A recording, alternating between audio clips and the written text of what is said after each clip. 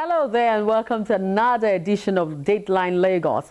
Let's remind you that this is where we highlight government programs and activities going on around you and how they affect residents of the Center of Excellence. I'm Loretta Chiogo. In today's package, the 2016 Lagos State Ministerial press briefing begins as various ministries and agencies present their performances. Lagos State government hosts the first ever International Jazz Music Day in the state with a star-studded concert at the Lagos House, Ikeja. Now let's begin with the account of stewardship ahead of the commemoration of Governor Akim Yambode's first year in office. Ministries are scheduled to present their performances. This annual event began with reports by the Ministry of Works and Infrastructure and that of Housing. The 2016 Lagos Ministerial press briefing begins with the Ministry of Works and Infrastructure, the first since the inception of the present administration.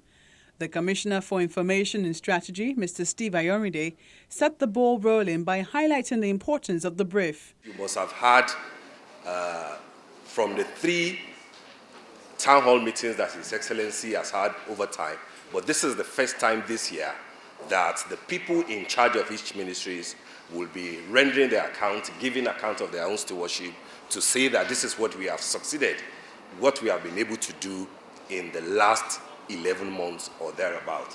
And therefore, we're starting today with the Ministry of Works and Infrastructure because there are firsts that he will highlight to us. There are major 9 projects that this ministry has succeeded in bringing about. You will also hear about the more than 400 roads that the PWC has succeeded in doing. And above all, you will hear about how this ministry has been making a judicious use of the huge resources at their disposal. The Commissioner for Works and Infrastructure then takes the podium to present his account of stewardship. Engineer Ganiyu Johnson gives a progress report on completed and ongoing projects. In May 2015, His Excellency, the Governor, Mr. Akim Yambode, embarked on a statewide tour to assess the state of infrastructure in the state. Arising from this, therefore, and in consultation with relevant stakeholders at the grassroots, he approved the commencement of the following key projects. 1.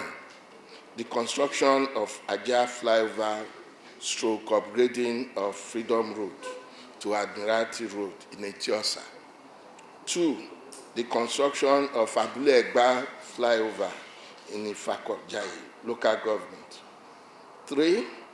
The rehabilitation and upgrading of strategic arterial / inner roads in Ekpe. 4. Construction of pedestrian bridge lay-by slip road at Ojuju Baga along Lagos-Ibadan Expressway. 5. Construction of second Ojota pedestrian bridge, Ojota. 6. Reconstruction of Brown Street in Oshodi. 7. Rehabilitation, upgrading of Ayeto Road. That's section 1 in Alimosho that links Ota. 8. Rehabilitation, upgrading of Ishefun Road, Camp Davis, through Market Road, section 1. 9. Replacement of collapsed vehicular bridge at Arowo-Jobe. On the promised 4th mainland bridge, here's what he says. We are at an advanced stage.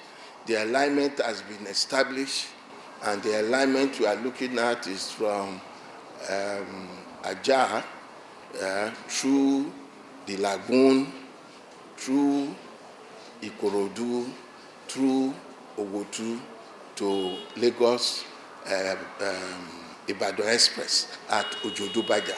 He concludes by emphasizing the state government's commitment to bringing economic prosperity into Lagosians through massive infrastructure development programs to the grassroots.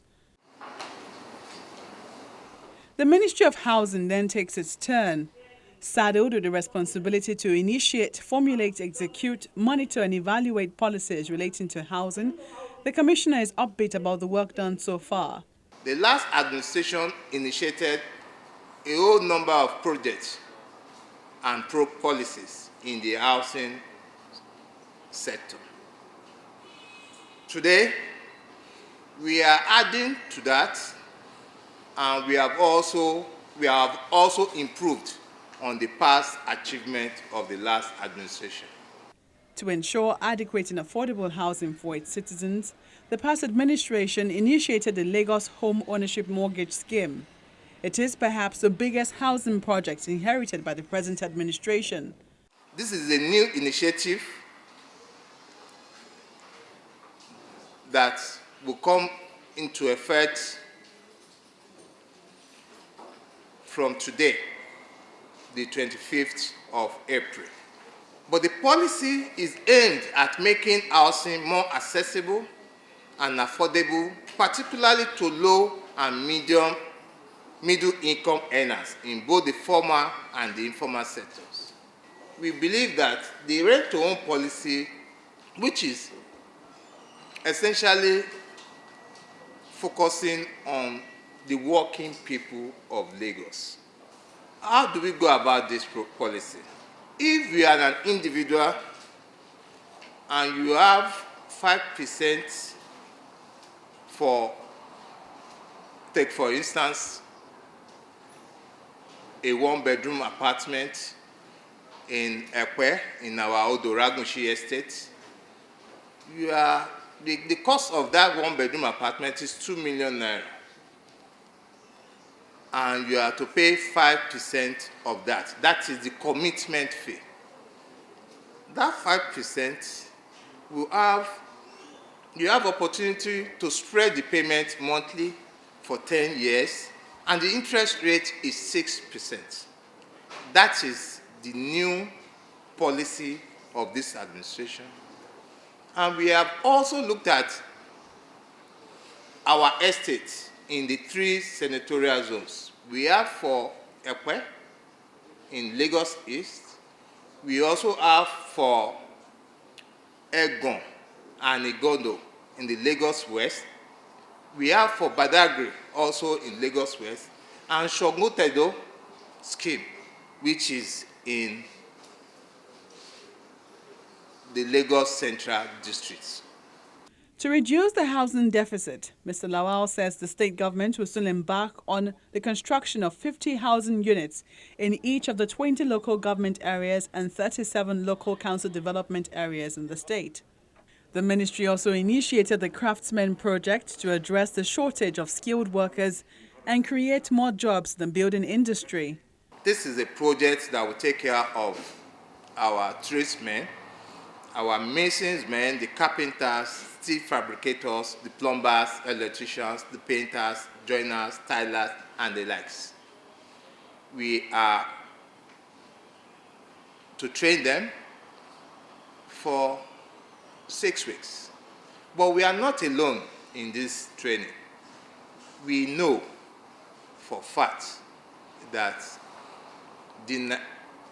there are major stakeholders. We have the internal stakeholders, and we also have the external stakeholders. After the training, 6 weeks or thereabouts, a craftsman may be attached to a reputable building construction company or assigned to numerous housing estates. During the period under review, the ministry continued the supervision of construction of ongoing projects and succeeded in completing the following housing estates, which are now ready for commissioning. They are Okoba Housing Estate, Agege, Mushin Housing Estate, Magodo Housing Estate, Head of Service Staff Quarters, Alausa, and Omole Phase 1 Housing Scheme. 60 deeds of sublease were also executed to allottees of the estates. 25 requests for change of ownership were received and processed. The following housing estates under the ministry were continuously monitored to ensure compliance and to evaluate the state of infrastructure.